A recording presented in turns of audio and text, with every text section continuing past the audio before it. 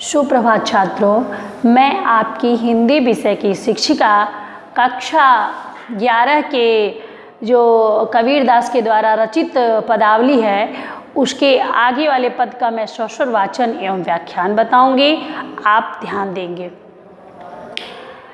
बहुत दिनन थे मैं प्रीतम पाए, भाग बड़े घर बैठे आए। मंगल चार माही मन राखो, राम रमैया रसना चाशो। मंदिर मही भया उजियारा, ले सुति अपना पीव पियारा। मैं निराशी जे निधि पाई, हम ही कहा यह तुम ही बड़ाई। कहे कबीर मैं कछु ना कीन्हा, सखी सुहाग राम मोहि दिन्हा। इसमें कबीरदास ने आत्मा से परमात्मा के मिलन की बात बताई है और इसमें रहस्यवाद का बड़ा ही मनोरम चित्रण इन्होंने किया है कि किस प्रकार एक रहस्य को लेते हुए ये किस तरह से व्याख्यान कर रहे हैं। आप ध्यान देंगे। प्रसंग के रूप में आप यह लिख सकते हैं कि आत्मा से परमात्मा के मिलन का चित्रण यहाँ कबीरदास ने किया है। बहुत दिनन थे मैं प्रीतम पाए। कबीरदास जी कहते हैं कि बहुत दिन हो गया, अब मैं प्रीतम, बहुत दिन से मैं अपने प्रीतम से बिछड़ा हुआ था, अब मैं प्रीतम पा गया। अर्थात जन्म जन्म से, कई जन्मों से मैं अपने प्रीतम को यानी मैं अपने परमेश्वर की खोज कर रहा था, अब जाकर के मैं अपने उस प्रीतम को पाया। भाग बड़े घर बैठी आए, और यह मेरा भाग्य था, मेरा सौभाग्य था कि मैं अपने घर ही बैठा हुआ था और मेरे प्रीतम मेरे घर आए।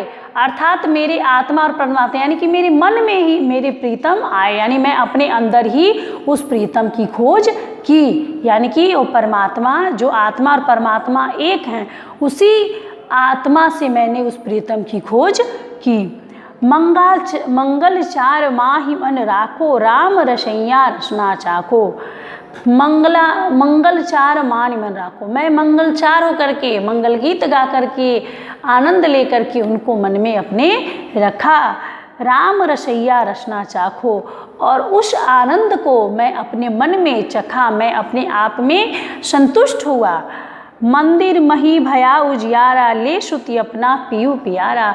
जब वह मेरे मंदिर में, इस मेरे मंदिर में यानी कि शरीर रूपी मंदिर में जब मेरे वो परमात्मा का निवास हुआ, परमात्मा आए, मैंने परमात्मा की खोज की, तो मेरा जो मन रूपी मंदिर था वह पूर्ण रूप से प्रकाशमान हो गया, प्रकाश से भर गया। और हमें अपनी पाँव सूती अपनी पीव पियारा, और मैं उनके साथ अपना मिलन किया, यानी कि मैं आत्मा जो था वह परमात्मा से पूर्ण रूप से मिल गया। कहे कबीर मैं रनिवास जे निधि पाई, हम ही कहा यह तुम ही बड़ाई। कबीरदास जी कहते हैं कि मैं रनिवास यानी कि मैं एक बहुत, जब मुझे ज्ञान हुआ तो मेरे अंदर एक दिव्य ज्योति जगी और उस प्रकाश से मैं बहुत बड़ा व्यक्ति हुआ, यानी रनिवास पा गया, यानी मैं रानी हो गई। जैसे कि एक व्यक्ति, जैसे कि अच्छे व्यक्ति से किसी का विवाह होता है तो उसी के अनुसार उसकी पदवी बढ़ जाती है, जैसे राजा की रानी हो जाती है, उसी प्रकार से मेरा जब मिलन उस परमपिता परमेश्वर से हुआ तो मेरा महत्व बढ़ गया। और देखिए आगे बता रहे हैं कि हम ही कहाँ यह तुम्हें बड़ाई, यह मेरा कोई बड़ाई नहीं था, मेरा कोई नहीं था, मेरा कुछ कोई सामर्थ्य नहीं था, लेकिन उनकी वजह से, उस परमात्मा के ज्ञान प्राप्त होने से मेरी बड़ाई होने लगी, मैं बढ़ गया। इस प्रकार से कहे कबीर मैं कछु नहीं किन्हा, सखी सुहाग राम मोहि दिन्हा।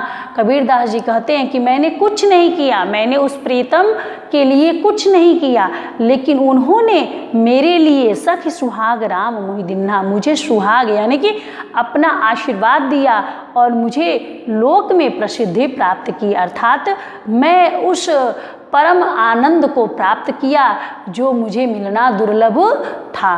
बच्चों, इस प्रकार से जो ये कबीरदास जी हैं वह एक साधारण सी चीज़ के साथ उस आत्मा और परमात्मा की बातें कर रहे हैं। इस प्रकार मैंने इसका व्याख्यान बताया। अब आप काव्यगत सौंदर्य पर ध्यान देंगे। भाव पक्ष के अंतर्गत आप लिख सकते हैं कि कबीरदास ने आत्मा और परमात्मा के मिलन का बड़ा ही मनोरम चित्रण किया है।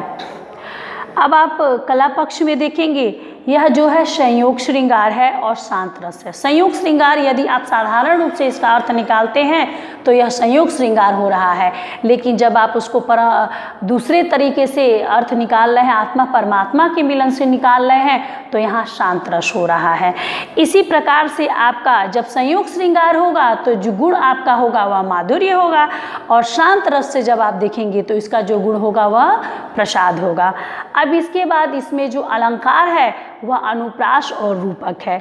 आप देखेंगे कहे कबीर, यह आपका रूपक अलंकार हुआ है। और आप देखेंगे कि राम रमैया रसना चाशो, ऊपर वाली लाइन में र और र की आवृत्ति बार बार हुई, इसलिए वहाँ अनुप्रास अलंकार है। और भाषा इसकी पंचमेल खिचड़ी आप जानते ही हैं।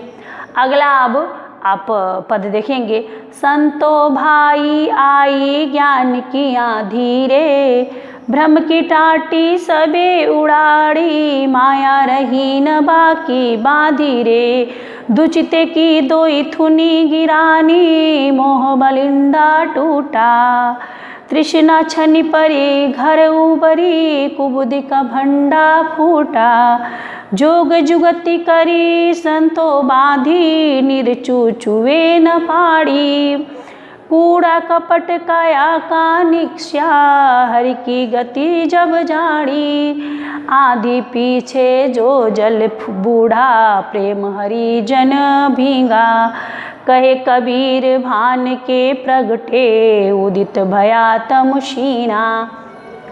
यहाँ कबीरदास ने, प्रसंग के रूप में आप लिख सकते हैं कि यहाँ कबीरदास ने आपके संतों के बारे में, संतों की महत्ता के बारे में, ज्ञान की महत्ता के बारे में बताया। आप ध्यान देंगे, संतो भाई आई ज्ञान की आंधी रे। कबीरदास जी कहते हैं कि हे संतो भाई, हे संत, ज्ञान की आंधी आई है, ज्ञान की आंधी आ रही है। जिस प्रकार से आंधी आता है उसी प्रकार से ज्ञान रूपी आंधी आई है। अब वह ज्ञान रूपी आंधी जब आ रही है तो क्या क्या परिवर्तन हो रहा है, इसका आप ध्यान देंगे। भ्रम की टाटी सबे उड़ाड़ी, माया रही न बांधी रे।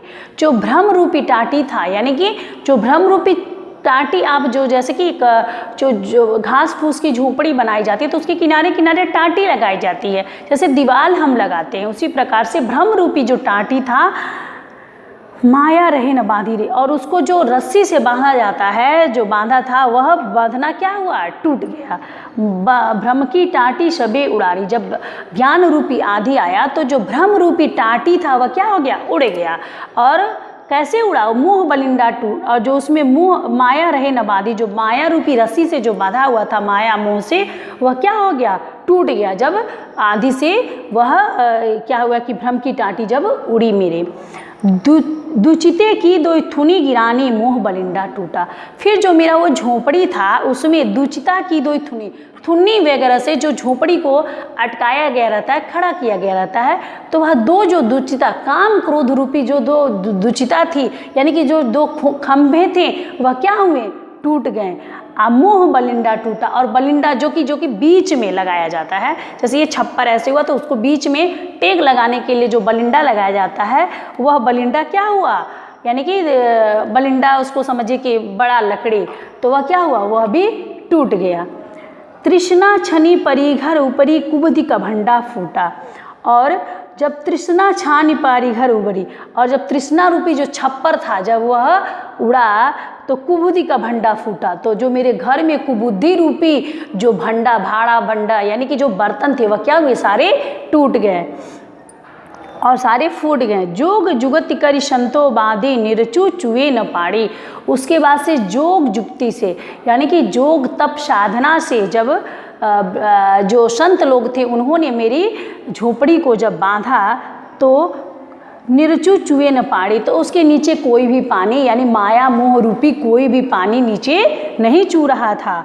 कूड़ा कपड़ काया का निष्क्रिया हरि की गति जब जानी, और जब मैं हरि की, जब भगवान की गति मैंने पहचान ली तो मेरे अंदर जो कूड़ा करकट था, यानी मेरे अंदर जो गलत भावनाएं थी, जो मेरे अंदर द्वेष था, राग था, वे सारी चीज़ें क्या हो गई, कूड़ा करकट के रूप में बाहर निकल गई। आंधी पीछे जो जल बूढ़ा प्रेम हरिजन भींगा। और आंधी के बाद आप देखते हैं कि जब आंधी चली जाती है तो उसके बाद से बारिश होता है, तो आंधी पीछे जोझल बूढ़ा, यानी आंधी के बाद जो बारिश आई तो प्रेम हरिजन भीजा, तो मैं उस प्रेम रूपी, हरि के प्रेम रूपी बारिश से मैं प्रेम से क्या हो गया, भीग गया। कहे कबीर भान के प्रगटे उदित भयातम शीना। और उसके बाद से जब भान यानी कि सूर्य के, जब आधी बारिश हो जाती है उसके बाद सूर्योदय हुआ, जब सूर्य उदित हुए तो उदित भयातम शीना, तो मेरे अंदर जो भी विकार था, जो भी था, सब कुछ खत्म हो चुका था और मेरे अंदर ज्ञान का प्रकाश जग गया। इस प्रकार बच्चों मैंने इसका स्वस्वर वाचन एवं व्याख्यान बताया। अब आप काव्यगत सौंदर्य पर ध्यान देंगे। भाव पक्ष के अंतर्गत आप लिख सकते हैं कि कबीरदास जी ने ज्ञान को ही सर्वोपरि बताया है और ज्ञान के आगमन से व्यक्ति के अंदर दिव्य प्रकाश की अनुभूति होती है, वह अपने आप को तेजवान समझता है और वह अपने आप में शांति प्राप्त करता है। अब आप देखेंगे कला पक्ष के अंतर्गत, इसमें आपका रूपक अलंकार यहाँ है, कहे कबीर, कहे कबीर, यहाँ आपका रूपक अलंकार है। और अनुप्रास अलंकार इसमें आपका दिया हुआ है कि जोग जुगति, जोग और जुगति, यहाँ आपका अनुप्रास अलंकार है। मोह बलिंदर तृष्णा छने परिघर, प्रेम की जन प्रगट उदित है समझे। और इसमें जो आपका गुण है वह प्रसाद है, रस जो है शांत है, भाषा पंचमेल खिचड़ी है। इस प्रकार बच्चों मैंने छंद जो है गेय पद है। इस प्रकार मैंने इसका स्वस्वर वाचन एवं व्याख्यान बताया। अगले वीडियो में मैं पुनः आपको एक अगले कबीरदास के पद के साथ आऊँगी। तब तक के लिए साधुवाद।